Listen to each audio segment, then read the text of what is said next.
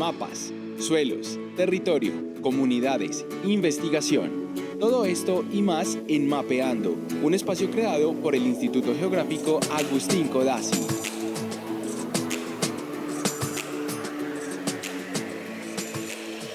Otra vez en nuestro podcast de Mapeando el Territorio desde el IGAC.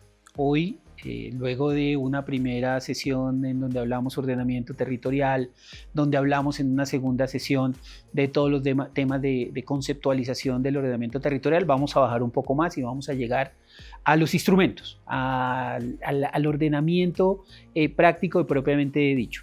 En la sesión pasada un poco Lady nos decía que después de todo ese andamiaje que se monta multiescalar, en realidad el ordenamiento se vislumbra, se visualiza, se operativiza en el territorio. Entonces un poco vamos a hablar de este tema. Ahí yo quiero invitarlos a que consulten nuestra página web y en nuestro portal de ordenamiento OT. Allí van a encontrar la ruta del ordenamiento. Mucho de esto que vamos a hablar hoy lo van a encontrar allí. Además van a encontrar cuántos planes de ordenamiento podemos estar teniendo hoy, Lady, como 900. No, 1080. 1080 planes de ordenamiento. 1080 planes de ordenamiento territorial de los 1103 municipios que tenemos. Es un número bastante amplio de instrumentos de ordenamiento territorial. Y es importante hablar de este tema porque nuestro país, aunque ha tenido, digamos que un recorrido muy amplio en todos estos temas de ordenamiento territorial, creo que sí tiene un déficit bastante significativo en este tema, Lady, porque de los planes de ordenamiento de los 1103 municipios que deberían tener estructuras y planes de ordenamiento territorial, uno habla, y eso lo decía un poco la ministra, se lo tomé de una charla que hizo en Cartagena el año pasado, que solo el 20% de los planes de ordenamiento territorial están vigentes.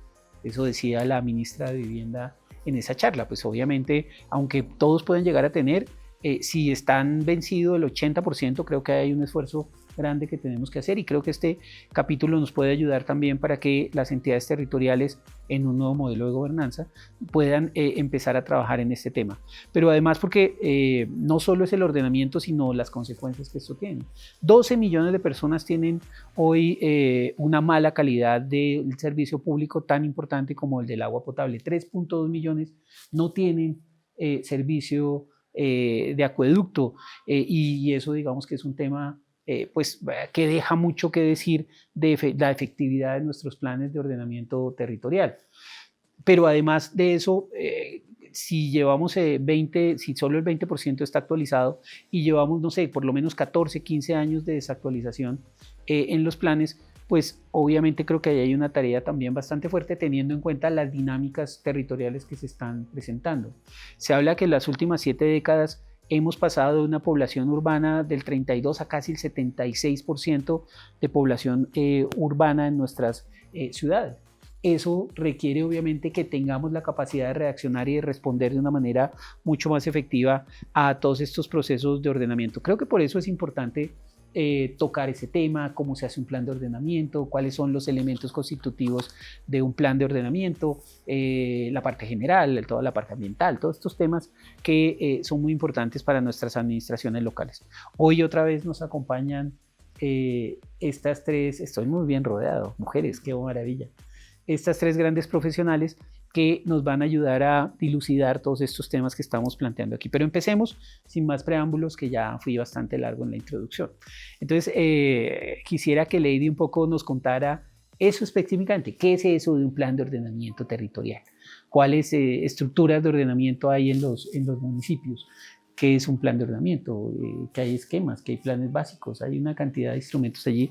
Entonces me gustaría que nos contara un poco de estos temas, cómo se hace un proceso de revisión, cada cuánto hay que hacer estos procesos de revisión de los planes de ordenamiento territorial, y cuáles son las recomendaciones generales y conceptuales desde el enfoque geográfico para armar un buen plan de ordenamiento territorial. No, muchas gracias, Doc, otra vez. Muchas gracias. Bueno, ¿qué es un plan de ordenamiento territorial? Básicamente, un plan de ordenamiento es concebido como un instrumento que contiene políticas, objetivos, estrategias, programas, proyectos y normas. Esto es súper importante, normas de cómo puede usar el territorio. Ese plan de ordenamiento territorial en Colombia está regido por la Ley 388, nos dice cuáles son los componentes, cómo está conformado y varia de las reglamentaciones recogida hoy en el decreto 1077 del Ministerio de Vivienda. El Plan de Ordenamiento Territorial ¿Cuál es como el decreto? instrumento 1077, que es el decreto único reglamentario, que recoge decretos muy importantes, como el decreto, el 3600, que nos habla de cómo es ese componente rural en los planes de ordenamiento, como el 1232, que es el que está vigente hoy en día, de cómo conformamos y cómo hacemos los planes de ordenamiento territorial. La ley 388 nos dijo, los planes de ordenamiento son un instrumento en el cual usted materializa todas las decisiones que puede tomar al respecto de regulación de usos del suelo, pero también las decisiones que puede tomar con referencia a los diferentes elementos estructurantes que componen tanto el componente urbano como el rural de un municipio. Entonces, los planes de ordenamiento territorial definido como instrumento pueden ser de 3 tipos. Esto lo dice la norma y están establecidos de acuerdo con la cantidad de la población que hay en un municipio. Entonces, pueden ser plan de ordenamiento territorial para municipios o distritos de más de 100.000 habitantes, pueden ser planes básicos de ordenamiento territorial, que son para municipios de entre 30.000 y 100.000 habitantes, y esquemas de ordenamiento territorial, que son para municipios de menos de 30.000 habitantes. ¿En qué varían? O cuando hablamos de un plan de ordenamiento territorial podemos coger los 3 tipos, porque en el fondo, como están compuestos, todos tienen que cumplir con una estructura que básicamente se divide en componente general, urbano y rural. Ahorita vamos a contar más en detalle qué tiene cada uno de esos componentes, pero lo importante aquí es que cuando nos referimos a alineamientos metodológicos para planes de ordenamiento están los 3 niveles. ¿En qué cambia? En que a veces cuando es una ciudad muy grande como Bogotá, que tiene plan de ordenamiento territorial, las dinámicas urbanas son mucho más grandes. Entonces tiene que llegar a unos desarrollos de unidades de actuación urbanística, de tratamientos, de áreas de actividad, que un municipio como Caparrapí en Cundinamarca, que es un esquema de ordenamiento, pues no tiene que llegar a desarrollar con mayor profundidad. En eso se diferencian, digamos que en algunos contenidos que tienen planes de ordenamiento, planes básicos o esquemas de ordenamiento. En Colombia la mayoría son esquemas. Sabemos que la gente está viviendo en ciudades, pero muy bajo el porcentaje de planes de ordenamiento. Son las grandes ciudades las que hacen plan de ordenamiento. Las capitales departamentales, hay algunas que ya no hacen plan de ordenamiento territorial, sino plan básico de ordenamiento territorial, porque la complejidad en especial en el componente urbano se disminuye. Eso en términos de qué son los planes de ordenamiento. Como todo proceso de planificación, un plan de ordenamiento territorial se divide en 2 grandes estructuras, diagnóstico y formulación. En el diagnóstico, lo que buscamos es tener la radiografía de cómo está un territorio constituido hoy en día, cómo se ha desarrollado ese territorio y tomar la foto, qué está pasando hoy. Y en la formulación, ya mediante objetivos, políticas, programas, decimos cómo queremos llegar a un futuro deseado. Entonces, dentro de esos diferentes componentes, es clave que tengamos presente que un plan de ordenamiento se compone tiene 3 componentes: componente general, urbano y rural.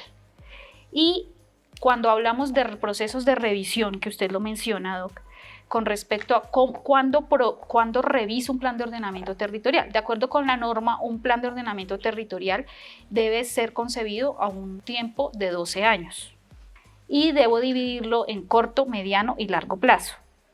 De acuerdo con la norma también, esto con qué se busca con esta división de corto, mediano y largo plazo, también que se armonice con los periodos de gobierno locales con los planes de desarrollo. Entonces, un plan de ordenamiento se formula a 12 años y los planes de desarrollo a 4 años. Y la idea es que la gran apuesta que se plantea de planificación física se vea materializada mediante los planes de desarrollo. Cuando hablamos de un proceso de revisión y ajuste, es justamente cuando la vigencia de ese largo plazo se ha vencido. Eso lo llamamos un tipo de revisión por vigencias.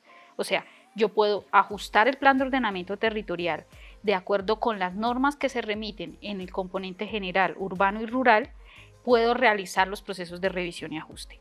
De largo plazo puedo cambiar, por así decirlo, el plan de ordenamiento territorial, pero en el corto plazo hay decisiones que no puedo cambiar ni puedo modificar. Porque si pudiera hacerlo, pues cada gobernante llegaría a cambiar el plan de ordenamiento. La idea es garantizar que un plan de ordenamiento territorial nos materializa esa visión de futuro que se quiere para lograr el desarrollo territorial y la planificación física. Entonces, hay diferentes tipos de revisiones. Revisión por término de vigencia, hay otros tipos de revisión por modificaciones excepcionales, cuando le quiero cambiar algo específico que tengo, para lo cual tengo documentos técnicos, como por ejemplo por una calamidad, Mocoa. Cuando la avalancha de Mocoa se declara la calamidad en el municipio, se puede hacer un proceso de modificación excepcional y puedo llegar a hacer cambios de fondo en el plan de ordenamiento. Pero todo tiene que estar argumentado con unos estudios de detalle que garanticen que el componente, por ejemplo, de gestión de riesgo es incorporado. Entonces, hay diferentes tipos de ajuste, todos los debe emprender la administración municipal, la Secretaría de Planeación, a la luz de una ruta y de todos los decretos reglamentarios que existen. Ahora bien, desde el instituto nosotros planteamos unas recomendaciones generales para poder desarrollar estos procesos de ordenamiento territorial. Específicamente, desde el enfoque geográfico, planteamos que un proceso de diagnóstico territorial debe abordarse en función de unos procesos geográficos que den cuenta de qué está pasando, pero tenga en cuenta como primera cajoncito el contexto legal que tiene determinantes y todo lo que tiene que ver con condicionantes, y también que se analicen procesos de relaciones biofísicas y ambientales, procesos de ocupación y apropiación del territorio, teniendo en cuenta todo el componente cultural y quién está ocupando ese territorio, y también los procesos socioeconómicos. La integración de todo esto nos da como resultado qué está pasando hoy en el diagnóstico. Lo que planteamos desde el instituto es que se realicen esos análisis a través de la interacción de diferentes variables y que suponemos la caracterización netamente por una variable y que podamos identificar efectivamente qué tensiones, conflictos o potencialidades tiene mi territorio. Bueno, eso es entonces un poco como la descripción general del proceso, de cuándo se hace una revisión, pero usted tocó 3 temas importantes y es la estructura del plan. La parte general, la parte urbana, la parte rural. Ahondemos un poco, Pilar, en el tema de los aspectos generales o del componente general de un plan de ordenamiento. Decía Lady que para cualquiera de los 3 el esquema es similar, pero hablemos un poco entonces de qué es eso de la parte general, qué es lo que debe contener la parte general, qué elementos deben tener en cuenta. Me gustaría si pudiéramos asociar de pronto la parte general a la información que eventualmente el instituto dispone y puede poner, digamos que al servicio de las administraciones locales para construir este componente. Así es, sí, director. El componente general tiene la característica de poder contener todos los elementos que van a permitir esa planificación de largo plazo. Entonces, Lady nos decía hace un momento, estamos pensando como mínimo en 12 años, que es lo que nos da la ley del régimen municipal como orientación para decir, este es el periodo en el que ese plan de ordenamiento territorial va a operar. Lo cual quiere decir que ese componente general debe ser pensado justamente para ese periodo, teniendo en cuenta al menos 3 elementos. Por un lado, la visión de largo plazo que se va a plantear ese municipio. Por otra parte, el modelo de ordenamiento territorial correspondiente o de ocupación territorial correspondiente con esa visión, y aquí se vuelve nuclear la información geográfica, geoespacial a la que se refiere el director. Y adicionalmente, dentro de ese modelo de ordenamiento, la clasificación del suelo en urbano, rural y de expansión. Aquí viene algo bien importante, y es que desde la etapa de diagnóstico se han venido planteando una serie de elementos, de situaciones por las que está pasando el municipio, de procesos. Me gustó mucho la palabra que empleó Lady, ¿no? De entender que eso no es como una foto que yo tomo en un momento, sino que es entender que el municipio viene en unas trayectorias a nivel ambiental, en los procesos de ocupación, en sus procesos demográficos, poblacionales. Entonces, lo que va a pasar en este componente general es que hay que recoger en primer lugar esa síntesis de lo que se encontró en el diagnóstico y empezar a priorizar, bueno, cuáles son los conflictos, las potencialidades, cuáles son las tensiones que tengo en el territorio y qué voy a priorizar de eso, porque hay cantidad de información, por supuesto, que vamos a tener allí a la mano, pero la pregunta es, bueno, ¿yo qué voy a priorizar? En ese ejercicio de priorización van a haber varios puntos de entrada, la información técnica, por supuesto, la información geoespacial, que va a permitir, de una parte, utilizar herramientas que ya incluso estoy utilizando eventualmente desde el diagnóstico, por ejemplo, decir qué tanto ese municipio ha venido creciendo en términos de huella urbana. Puedo tener a disposición quizá imágenes satelitales o puedo tener cartografía de distintos momentos que me permite hacer este tipo de análisis. Y además tengo que tener una conciencia de que finalmente la toma de decisiones no va a depender solamente de aspectos técnicos, sino de aspectos que tienen que ver con las aspiraciones, necesidades de la población, de los diversos actores que están allí, actores económicos, actores sociales, organizaciones comunitarias, todas ellas con una serie de expectativas también de qué puede pasar con el territorio en el largo plazo. Entonces, esta combinación de elementos y de información geoespacial, ahorita, digamos un poco cuando profundicemos en temas de componente urbano, podré como desarrollar algunos elementos adicionales al respecto. Y esta información, aunada a esa participación comunitaria, es la que permite entonces tomar unas decisiones sobre ese componente general y a partir de eso, sí, definir algo que también va en el componente general, unos objetivos, unas estrategias de largo plazo, de las cuales posteriormente van a derivar todos los programas y proyectos que se van a ir desarrollando a lo largo de esos 12 Visión años. general. Exacto. Visión general, para dónde va el municipio, a dónde iría en los próximos 12 años. Ahí quedan delimitados esos grandes marcos conceptuales sobre los cuales nos vamos a mover, que después deberán servir como hoja de ruta, como línea para los planes de desarrollo que se generan cada 4 años. Pero ya lo dejó en punta. Ahora entonces ahondemos un poco en lo urbano, ese componente urbano, que si ese es el componente general, ¿cómo llevamos esto entonces al componente urbano? ¿Qué debemos tener en cuenta en ese elemento o en ese componente que también es importante conjuntamente con el rural en el ordenamiento del territorio municipal? Así es, o sí, territorial? señor. Así es. Entonces, Local. bueno, de este componente general, como mencionaba, nos quedan una delimitación del suelo urbano, del suelo rural y del suelo de expansión. Cuando ya entonces nos adentramos en lo que es el ordenamiento del suelo rural, lo que vamos a encontrar es unos sistemas estructurantes que estaban a grosso modo, a gran escala en el componente general, pero ya nos vamos a unos sistemas estructurantes de detalle, a unas áreas de actividad además y a una determinación de qué va a pasar en esas áreas de actividad en términos, por ejemplo, de tratamientos. ¿Qué significa eso? ¿Qué actividades voy a desarrollar? Pero ¿en qué intensidad? ¿Qué tanto va a crecer esa ciudad? ¿Va a crecer en altura? ¿Voy a densificar? ¿Qué es lo que voy a buscar para cada uno de los sectores urbanos o de cada una de las áreas en función de sus características? Primer elemento aquí de la información geoespacial y del enfoque geográfico, y es cómo la información, por ejemplo, de las zonas físicas homogéneas, la información de las zonas económicas me va a permitir empezar a tomar decisiones sobre qué sectores, por ejemplo, voy a densificar, qué voy a renovar. ¿Por qué? Porque allí ya me está dando una información acerca de cuáles son las características, la morfología de ciertas áreas, qué características en común tienen entre ellas, y esa información, claro, hay mucha más información que contienen, pero para efectos del POT es una información o un insumo clave que permite tomar mejores decisiones con ese conocimiento que me está dando allí esa información.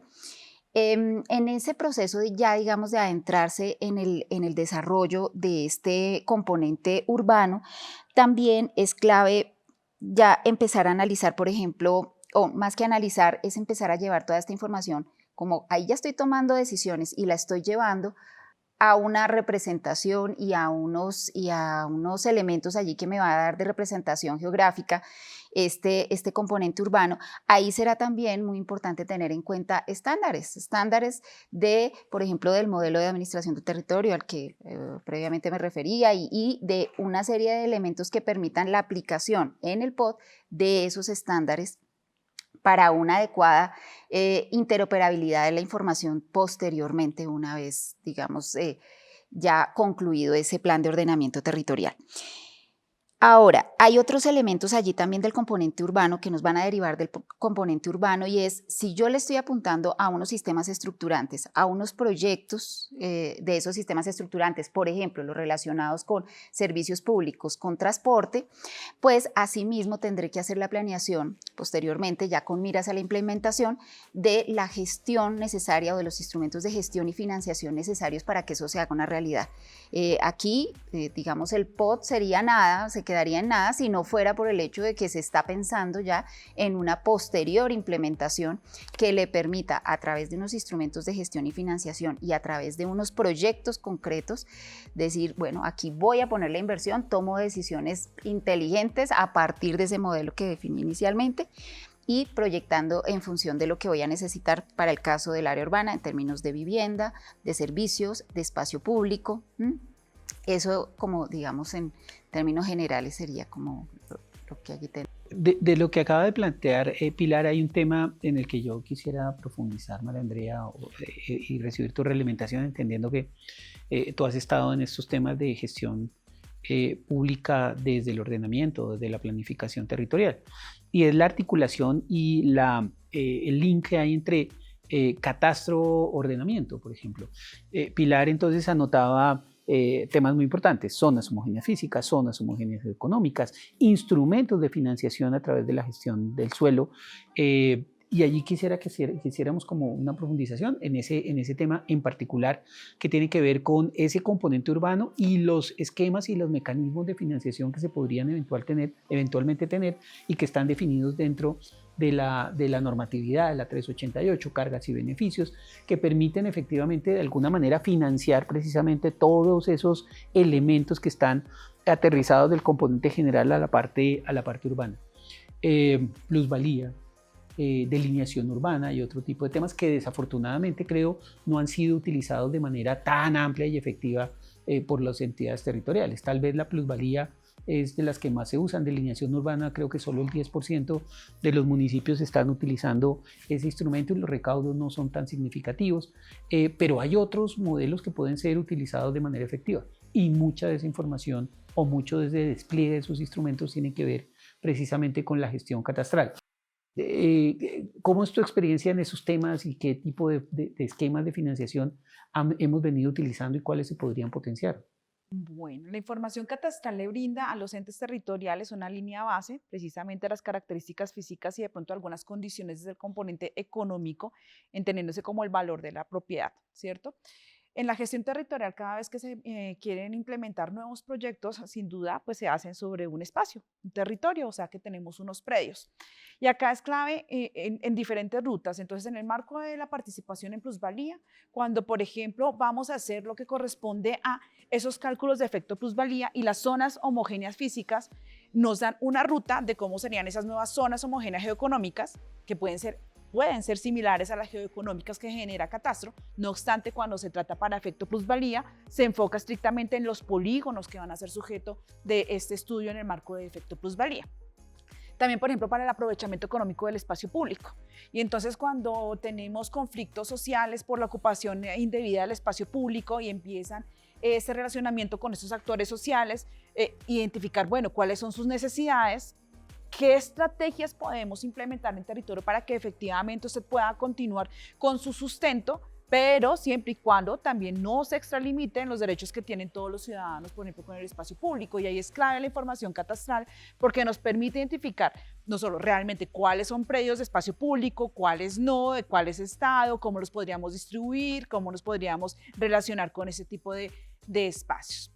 Delineación urbana, para efectos obviamente del control del espacio físico o el control urbano que se hace bien sea en cabeza de las secretarías de gobierno, generalmente, acompañadas de las secretarías de planeación, pero acá clave los curadores urbanos, porque ahí también tenemos una fuente de información que debemos de compartir de manera articulada, curadores urbanos y administraciones municipales. Y esa fuente de unión de base de información debería ser el catastro, que es interrelación precisamente.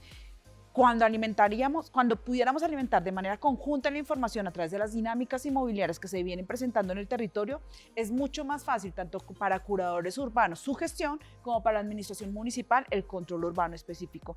Y cuando sucede un proceso de actualización catastral que entrega a la administración municipal ese balance de esas estadísticas, qué está pasando con el territorio, tipologías de construcción, pues uno puede empezar a comparar con el modelo de ocupación vigente, si es el caso, para así focalizar de pronto las intervenciones de control urbano o eventualmente reconocer, estas no son las realidades del territorio, hay que actualizar el plan de ordenamiento territorial y la información base debe ser la información catastral. Claro, de acuerdo. Cometí una imprecisión, dije que delineación urbana solo lo usaban el 10%, es al contrario, delineación urbana la usa casi el 90% de los municipios y la que menos han venido usando es plusvalía o valorización, que también es otro instrumento que se puede utilizar para el financiamiento de estos procesos propios de la estructura financiera que requiere el desarrollo y la potencialización de lo local. Plusvalía. En plusvalía, ahora nos hablas un poco del tema de plusvalía, hablemos de eso, de plusvalía, de valorización, información catastral muy importante para este tema y qué otros instrumentos podrían estar utilizando, porque Bogotá tenía un despliegue mucho más importante de cargas y beneficios que creo que no ha sido utilizado por otras entidades territoriales. Tal vez muy pocas entidades territoriales han venido, no sé, la transferencia de derecho de edificabilidad u otro tipo de temas que no han sido muy potenciados y que cuando tenemos actualización catastral, cuando tenemos la información de valores de referencia o zonas homogéneas de terreno, tanto físicas como económicas, creo que podemos sacarle mucho jugo a ese tipo de información. Así es, podríamos optimizar la ruta de relacionamiento, sobre todo con los actores interesados en estos procesos. Generalmente las cargas y beneficios se estructuran cuando vamos a hacer procesos de renovación urbana o se van a generar nuevos instrumentos de desarrollo territorial. Y en ese punto, el tema de cargas y beneficios, pues claro, acá hay una intención de una modelación a veces un poco diferente a lo que plantea el plan de ordenamiento territorial. Y empieza uno en esa ruta de negociación con los interlocutores, con los interesados para evaluar, venga, pues efectivamente podemos generar una mayor edificabilidad condicionada, bien sea a través del nuevo instrumento de plan de ordenamiento territorial o, bueno, lo que tenemos hoy, pero eso cuánto nos está representando, por ejemplo, en temas de valor del suelo. Hoy cuánto vale y una línea de referencia del componente económico que tendríamos dentro de nuestra base catastral frente a lo que futuro, como mayor edificabilidad, podría llegar a valer ese suelo. Y ahí es donde entonces establecemos, hay hechos generadores, se evalúan, y si hay hechos generadores, entonces hay efecto de plusvalía, se evalúa, bueno, y entonces ¿cuánto es la participación de plusvalía para el ente territorial? Y en el tema, por ejemplo, los proyectos de valorización, que son proyectos obviamente liderados, en este caso, pues puede ser a nivel territorial o a escala regional, y acá lo importante que es el componente económico y ese inventario de predios que probablemente hagan parte de ese polígono de intervención en un proyecto, pues son una línea base, puede ser hasta para la preformulación de los proyectos de inversión, porque es que en el marco de la escala territorial, las ideas se tienen que materializar en los instrumentos propios que son proyectos de inversión y tienen que estar cuantificados, inventariados, analizados en impactos sociales o beneficios sociales. Y creo que la información catastral también es soporte base para esos proyectos de inversión propios, pues en escenario prospectivo, muy seguramente ya en unos detalles más específicos o estudios ya de factibilidad, prefactibilidad, se viene perfeccionando la información. Pero si yo desde el principio, cuando planeé, tuve una información de calidad, creo que sin duda alguna estamos cerrando un poco las brechas precisamente en los impactos que se generan dentro del marco de estas planeación de proyectos de inversión. Claro, ahí yo siempre he tenido una duda, no es para este momento, más adelante para que la pensemos, ¿qué es primero? ¿Catastro o ordenamiento o planes de ordenamiento territorial, no? A veces creo que es mejor primero tener el catastro y después el ordenamiento, pero a veces digo, bueno, ¿y cómo se hace catastro sin un ordenamiento? Pero pensémoslo a ver cuál es su opinión, pero más adelante, porque ahora pasemos entonces, ese es el componente urbano, ahora viene el componente rural, general, urbano, y ahora hablemos del rural lady, y esa articulación, esa simbiosis que tiene que existir precisamente en esta transición entre lo urbano y lo rural. Recientemente se hizo un estudio con la UPRA muy interesante para la sabana, con todos los temas de huella urbana, el tema de en perspectiva de las APAs y demás. Entonces creo que hay un tema importante también para abordar. Pero bueno, ¿cómo es eso del esquema o de los alcances del componente rural que debe tener, etcétera? ¿Cómo proteger esos dos elementos o cómo lograr, digamos, que esa articulación adecuada entre uno y otro, todo el tema de equipamientos y cómo se da todo este tema dentro del plan de ordenamiento? Bueno, en la práctica, en los planes de ordenamiento territorial, una vez se define en ese componente general la clasificación del suelo, que es dividir por competencia, solo los municipios pueden decir qué es urbano, qué es rural y qué es expansión urbana. Una vez definido por competencia, los municipios tienen que decir qué es urbano, cuál es el perímetro urbano, cuál es el perímetro, cuáles son las zonas de expansión y cuál es lo rural. Solo el municipio a través del plan de ordenamiento territorial. Y lo tiene que dejar referenciado en un mapa. Eso es importantísimo, porque lo que hemos visto en los planes de ordenamiento es que siempre definimos, son tantas hectáreas, pero no sabemos en dónde. Para eso es importante que la información catastral... No, es que hago énfasis en eso porque ahora que estamos haciendo procesos de actualización catastral precisamente, uno trata de encontrar el mapa y no lo encuentra. Entonces nos ha tocado ponernos en la tarea con las administraciones municipales de delimitar y georreferenciar adecuadamente todo el tema del polígono urbano para separarlo efectivamente del rural. Cuando abrimos resoluciones con la Agencia Nacional de Tierras, bueno, y ellos tienen solo actuación sobre lo rural. Sobre lo rural. Entonces, ¿dónde empiezan? ¿Dónde empiezan? Ese tema lo hemos venido trabajando mucho y es un tema que es súper importante, y para eso desde el instituto estamos tratando de fomentar en conjunto con el Ministerio de Vivienda la adopción del modelo LAM para POT y las especificaciones técnicas de cómo organizamos la información.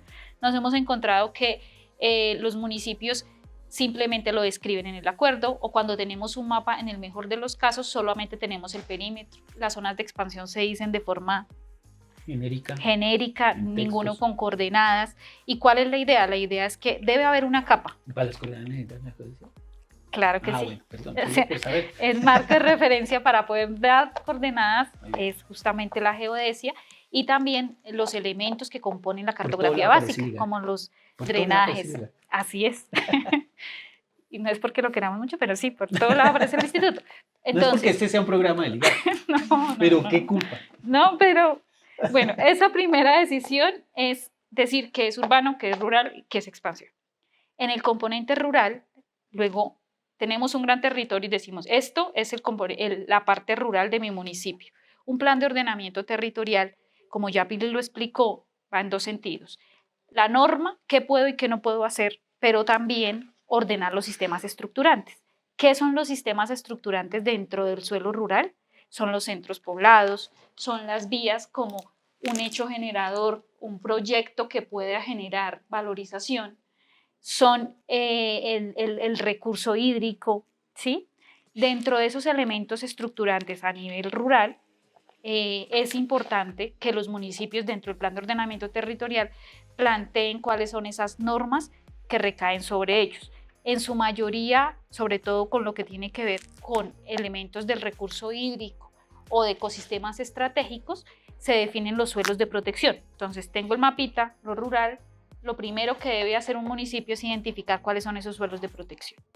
Esos suelos de protección definidos en la Ley 388 como suelos que deben garantizar y que no deben urbanizarse o no deben tener procesos de desarrollo que selle el suelo y que no permita la sostenibilidad de los recursos, agua o suelo.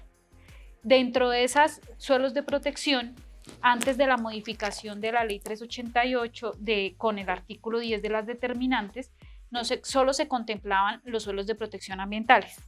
Ahora se contemplan las áreas de protección de producción de alimentos, que identifica la UPRA y declara el Ministerio de Agricultura, como unas manchas en donde no se puede desarrollar la actividad, los suelos urbanos ni los suelos suburbanos, no se puede sellar el suelo. ¿Por qué? Porque estamos priorizando a la luz de nuestros criterios una producción de alimentos y garantizar que todo el mundo tenga acceso a la alimentación. Entonces, siempre partimos de definir cuáles son los suelos de protección y existen otras cosas que se llaman las categorías de desarrollo restringido. Esas categorías de desarrollo restringido son los suelos suburbanos o la vivienda campestre, cómo se puede desarrollar. Un plan de ordenamiento tiene que tomar esas decisiones, tiene que plantear cómo se desarrollan ese suelo de desarrollo restringido. Y por último, y lo dejé de último con intención, porque creo que es lo más importante, regular los usos del suelo. Decir qué se puede y qué no se puede desarrollar. Para esto tiene que ver el potencial productivo de los suelos. Y también tiene que ver en qué lo estoy usando. ¿Y quién define eso de el potencial uso y vocación productivo? Y el potencial productivo? El uso desde el instituto, desde agrología. Otra vez el IGAR. Desde agrología podemos identificar a través de los estudios de suelos cuál es el potencial productivo. Pero también la UPRA viene desarrollando modelos para identificar la aptitud. ¿En qué se diferencia la aptitud de la vocación de uso? La vocación nos dice cuál es el mejor uso que usted le puede dar teniendo en cuenta las características físicas y químicas de los suelos. La aptitud ya le suma otras variables. Cómo usted va a comercializar cierto tipo de producto, cómo usted lo saca al mercado. Entonces, todo esto un municipio lo debe tener en cuenta. También debe tener en cuenta conflictos de uso, en dónde estoy subutilizando o sobreutilizando el suelo. ¿Para qué? Para plantear que voy a seguir desarrollando con un horizonte de tiempo. Entonces, esa regulación de usos del suelo se da con algo que se denomina régimen de usos. El régimen de usos es uso principal, compatible, condicionado y prohibido. ¿Qué puede y qué no puede hacer usted dentro de unas zonas? Para eso, nosotros como instituto generamos áreas homogéneas de tierra y volvemos al ejemplo de la información que hemos históricamente construido solo para catastro. Pero para ordenamiento territorial tenemos dos alternativas. Una, o tenemos los estudios detallados de suelos, que es la 1. La 2 son las áreas homogéneas de tierra. Creo que en otro capítulo vamos a ver en detalle las áreas homogéneas de tierra, pero es importante. De aquí esta charla, yo anoto y anoto otro capítulo, una cantidad. Pero es importante tener en cuenta que estas áreas homogéneas de tierra. No sé cómo van a ser los que producen este programa para ser tan creativos y sacar tantos temas. Con estas áreas homogéneas de tierra hago lo similar a lo que nos explicaba María Andrea y Pilar con respecto al área urbana. Identifico unos polígonos que tienen unas características homogéneas o estándares. ¿A la luz de qué variables para lo rural? Del potencial productivo de los suelos, pero también si tengo agua, si tengo acceso a las vías. Y con respecto a esas áreas homogéneas, podemos identificar cuál es ese uso potencial que debería desarrollar. Pero nunca debemos olvidarnos de en qué lo estoy usando, porque también a través de la regulación de la norma de los usos o programas de reconversión o programas de donde fortalezco la producción, por ejemplo, la producción agropecuaria, esto lo puedo evidenciar en ese tipo de estudios. Entonces, concluyendo un poco, porque creo que yo me puedo extender mucho aquí, concluyendo un poco, la información que nosotros producimos agrológicamente, también de la cartografía básica, sirve de insumo para tener el saber cómo está compuesto el territorio en el suelo rural y cómo puedo, a la luz de eso, plantear una norma que dé cuenta de lo que puedo hacer teniendo en cuenta esas potencialidades y esos conflictos o tensiones dentro del suelo rural. Reforma rural integral y esto que venimos hablando, porque es que estamos en el pleno despliegue de los acuerdos de paz, ¿no? Reforma rural integral como uno de los puntos o el primer punto de discusión allí, 7 millones de hectáreas de formalización, 3 millones de hectáreas de redistribución de tierra, pero no solo redistribuir la tierra, formalizarla, sino cómo aseguramos y efectivamente garantizamos que estas tierras entren digamos, en un sistema productivo que nos permita efectivamente ponerlas a producir de una manera más eficiente.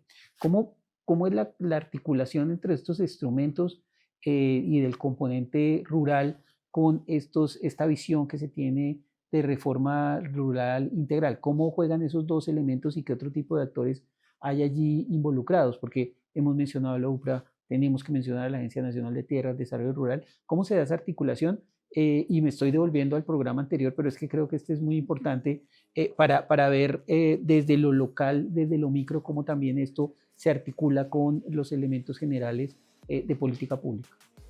Bueno, eso es un tema bien Otros 2 gruesito. horas. Sí.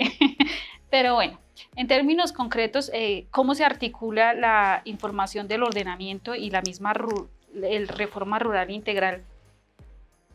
Nos plantea que uno de los componentes es el catastro. ¿Por qué el catastro? Porque necesitamos actualizar catastralmente a nivel nacional ese componente rural o ese suelo rural. Necesitábamos para saber no solamente las dimensiones de quién está ocupando los predios, ¿cierto? ¿Cuáles son los predios? El punto cero, ¿cuáles son los predios?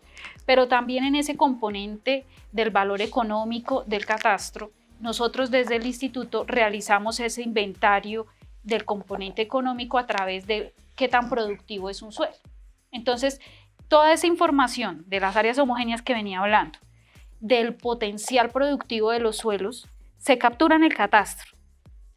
El catastro hace parte de la reforma rural integral. La reforma rural integral, de acuerdo con el acuerdo de paz, tiene 10 puntos.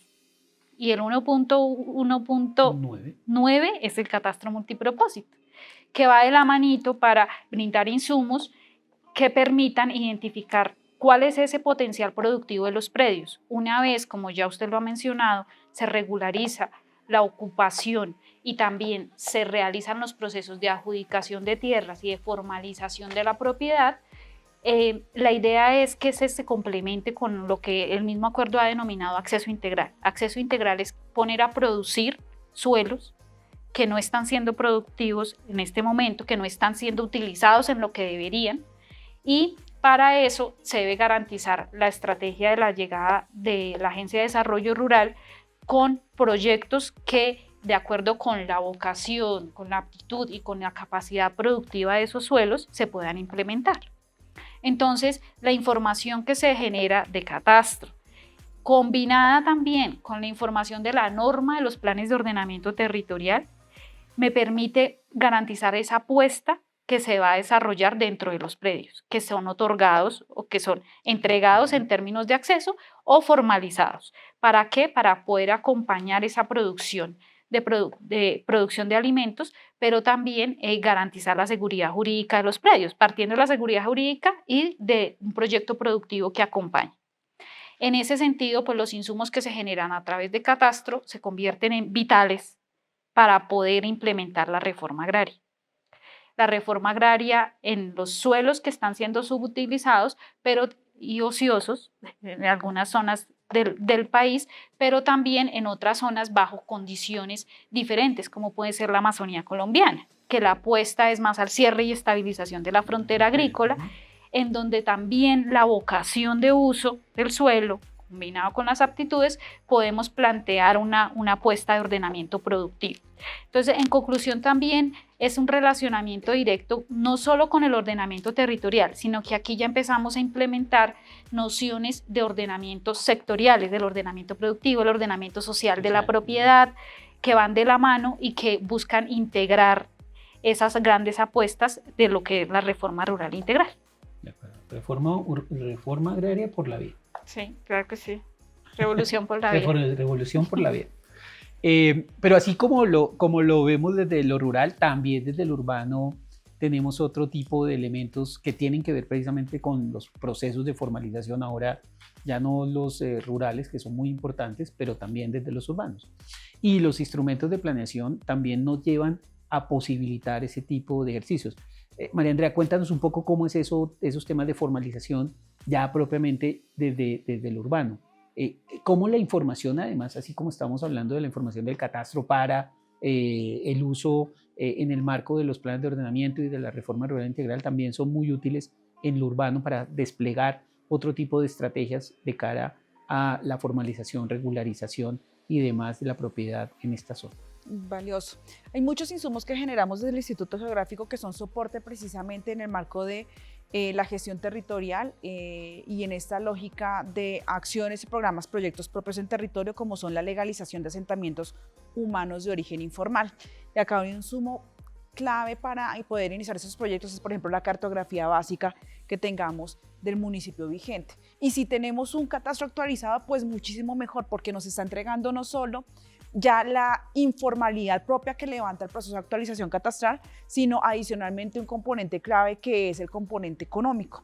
Uno de los criterios precisamente para poder abordar un programa de este tipo es evaluar esas condiciones socioeconómicas de estos asentamientos humanos para poder dar viabilidad a esa incorporación oficial dentro de la administración territorial. Y seguido de un proceso de legalización, pues obviamente la apertura a nuevos proyectos en el marco de la formalización o titulación propia que se puedan hacer cuando se trata de predios ejidos o lo que anteriormente llamábamos ejidos, o obviamente cuando se trata de propiedad privada, pues poder entrar en un acompañamiento propio de estos actores interesados, quienes también obviamente les interesa entrar a legalizar esta ocupación en sus predios privados. Entonces, tenemos diferentes insumos, la cartografía y el catastro propio actualizado, que serían las unidades prediales, las unidades de construcción y el componente económico, instrumentos claves. Si se da una lectura integral, uno podría entrar a hablar de que estas son fases o etapas de un plan de intervención de mejoramiento integral en asentamientos humanos. Y de ahí nace precisamente este tipo de tratamientos en el ordenamiento territorial, tratamiento de mejoramiento integral. Es en esa ruta, señor director. ¿Y qué problemas se encuentran en los municipios al tratar de hacer y desplegar ese tipo de instrumentos? ¿Cuáles son las principales dificultades que uno puede encontrar y cómo podemos ayudar a solventarlas? Creo que desde la experiencia que tuve en su momento, lo que hacía el catastro era no levantar la informalidad, ¿no? Lo que llamábamos solo se levantaba lo que era la mejora y quedaba siempre vivo como ese predio formal. En el marco de la legalización de asentamientos humanos es un requisito poder tener el inventario actualizado de cuál es el polígono o lote que usted ocupa y la construcción. Y esas eran una de las grandes debilidades. No se podía, teníamos una política de legalización de asentamientos humanos, unos indicadores de cumplimiento, pero al momento de quererla implementar, pues nos encontrábamos con la cruda realidad que la información catastral no nos permitía abordar estos procesos de manera oportuna. Entonces tocaba hacer una nueva gestión de recursos para actualizar cartografía básica enfocada solo, por ejemplo, a un proceso de legalización. Y entonces ya uno diría, si hago cartografía básica, pues ya, ¿cómo hacemos para que más bien hagamos un proceso de actualización que me entregue de manera integral la información que necesito para la legalización de asentamientos humanos de origen informal? Y reitero, el componente económico es clave, porque de eso también depende mucho la focalización en el marco de este tipo de intervenciones en territorio. Mucho de lo que tiene que ver la nueva visión de catastro multipropósito. El cambio de esa visión de catastro tradicional a una visión mucho más holística e integral que permita efectivamente entregar información para tomar mejores decisiones en lo local, en lo nacional, en lo regional, para las autoridades ambientales y demás. Pero bueno, y para el ciudadano, ¿esto cómo lo beneficia? ¿Para qué le puede servir a un ciudadano adelantar todos estos procesos de formalización? El primer beneficio que tienen es, primero, el reconocimiento como comunidad, ¿cierto? Como comunidad dentro de la ocupación territorial, ¿listo? Ese es el primer paso, legalización de asentamientos humanos. Después de que hacemos legalización de asentamientos humanos, lo reconozco su existencia en el marco territorial, se pueden fortalecer las nuevas líneas que serían, por ejemplo, de acceso a titulación, y es el acompañamiento en ese proceso de formalización, que para eso tenemos otras entidades aliadas como es la SNR, donde cuáles son los beneficios para usted como poseedor o ocupante en este caso, pueda acceder a un título y cuando lo tenga, ¿qué beneficios trae? Pues primero que usted puede acceder a un crédito hipotecario, que ya se pueden hacer intervenciones en territorio desde el lado público, porque ya podemos obviamente entrar a intervenir porque ya tengo un espacio público cedido, que esa es otra de las condiciones, que me entrega a mí la legalización del asentamiento humano, la identificación del espacio público sobre el cual debería intervenir la administración municipal. Mientras ese proceso no se dé, la administración no puede intervenir. ¿Listo? Es en esa ruta. ¿Por qué no también, y algo que se promovía muchísimo, era la gestión del riesgo a través de promoción comunitaria? Y es, si estamos en zona de riesgo como comunidad, ¿qué beneficios trae que podamos hacer intervenciones colaborativas? Entonces, hacer muros de contención, hacer unas adecuaciones de unos polígonos con un mejoramiento integral, y bueno, de manera general, realmente se tratan de proyectos de intervención integral en territorio. Muy bien. Bueno, creo que ya hemos hecho un despliegue bastante interesante del componente general, del componente urbano, del componente rural, del uso que tiene este proceso. Ahí hay un tema que todavía creo que vale la pena ahondar y no hemos hecho énfasis en el tema, y tiene que ver con la parte de riesgos. ¿Cómo se articula todos estos temas de gestión de riesgo a los temas de planeación y ordenamiento, porque terminan siendo un elemento clave dentro de este proceso? En el tema de derechos, restricciones y responsabilidades de las que habló Pilar. ¿Cómo se articula ese tema de riesgos? Es determinante. Y una de las principales... Es una determinante. Es una determinante. Y es determinante en la gestión también, porque se complejiza a nivel de territorio, toda vez que los estudios para determinar las condiciones de riesgo demandan un nivel de escala de detalle que generalmente no tienen los entes territoriales. Entonces, ahí es importante desde, por ejemplo, el tema de cartografía básica, el tema, por ejemplo, de las condiciones topográficas, que nos las puede dar también a través de los análisis de las clases agrológicas, por ejemplo. También tenemos los principales, o el inventario de recursos hídricos o de fuentes hídricas, que también a partir de ese inventario desde la cartografía nos lo entregan. Y los análisis multitemporales que debamos hacer para poder definir las condiciones de riesgo o exposición que se tengan los diferentes elementos en esta condición. Y creo que ahí también es valiosa la información que capturamos desde el Instituto Geográfico Agustín Codazzi, porque son esas imágenes históricas que nos permiten empezar a hablar no solo hacia dónde ha crecido el municipio como tal, sino también cuando queremos focalizarlo en el análisis de riesgo, bueno, cómo se ha venido desarrollando, qué ha estado pasando y sobre todo con la historia y la perspectiva. La historia propia de estos elementos naturales en territorio. Bueno, ya para cerrar, y muchas gracias de verdad por su tiempo, por su dedicación para este capítulo. La pregunta final que les había hecho, pero por favor en un minuto. ¿Primero catastro o primero ordenamiento, o primero ordenamiento y después catastro? Qué bueno sería contar con información de catastro para tomar decisiones de ordenamiento. Pero no siempre es posible, ¿cierto? No siempre se va a dar. Ojalá el país está atendiendo y los municipios ya ir actualizando su catastro. Ese debiera ser un insumo fundamental, la verdad. Pero si no lo hay, ahora, cuando hablamos de catastro, cuando hablamos de catastro, en realidad hablo de toda la cadena de valor, porque hablo de cartografía, de orografía, de obviamente todo el tema de geodesia y todo eso como insumo para el catastro y obviamente para el ordenamiento. ¿Tú qué opinas?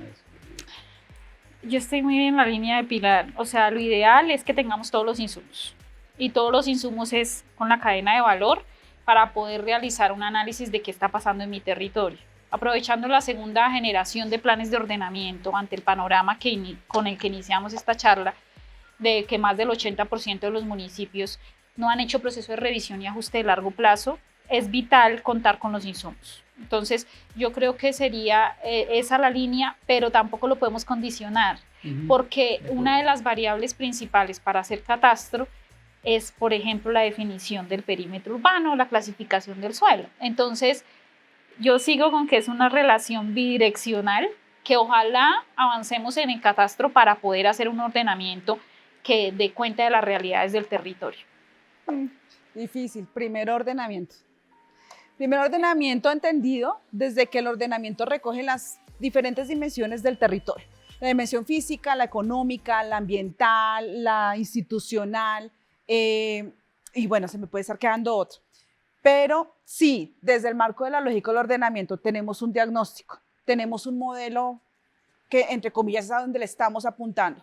Tenemos un instrumento de seguimiento, evaluación y control y una participación transversal en cada una de las fases, sin duda alguna. Ese modelo de gobernanza, ordenamiento territorial que puede ser liderado desde el enfoque geográfico, creo que es la ruta por donde deberíamos. Pero lo que sí creo que hay consenso es que sin información es más difícil hacer el ordenamiento. Por eso, de hecho, las administraciones en muchos casos tienen que invertir grandes recursos para tener cartografía, para tener imágenes, LiDAR y demás, para poder hacer temas de gestión de riesgos, etc. Entonces, qué bueno que el IGAI llegue con este tipo de información, de datos, de estrategias, de metodologías que apoyan todos estos temas del ordenamiento. Señor alcalde, hay que hacer catastro y señor alcalde, hay que hacer ordenamiento del territorio. Apúntenle que en realidad es no solo un mandato legal, sino que además es el deber ser para poder gestionar de la mejor manera nuestros territorios. Les agradezco mucho a ustedes tres, muchas gracias de verdad por haberme acompañado en este espacio, por estar en esa iniciativa del IGAC de Mapeando el Territorio. Los esperamos a ustedes en una próxima oportunidad con otros temas de interés. Está el reto para nuestros creadores de contenidos para que con todo lo que ha salido aquí en los espacios anteriores nos sigan trayendo temas de interés que son muy útiles para el desarrollo regional, para el desarrollo territorial y para el quehacer de cada uno de nosotros en nuestra vida diaria. Muchas gracias y no olviden consultar Colombia en Mapas Colombia Hotel. y Colombia Hotel. No olvidemos también, y quiero además agradecer a la Biblioteca Virgilio Barco por habernos ofrecido sus espacios en el anterior capítulo y en este capítulo. En realidad estamos muy agradecidos porque es un escenario perfecto para poder hablar de ordenamiento territorial y de todo el tema conceptual del ordenamiento. Agradecemos mucho a las directivas y muchas gracias a ustedes. Los invitamos a un próximo capítulo.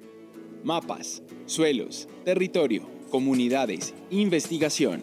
Todo esto y más en Mapeando, un espacio creado por el Instituto Geográfico Agustín Codazzi.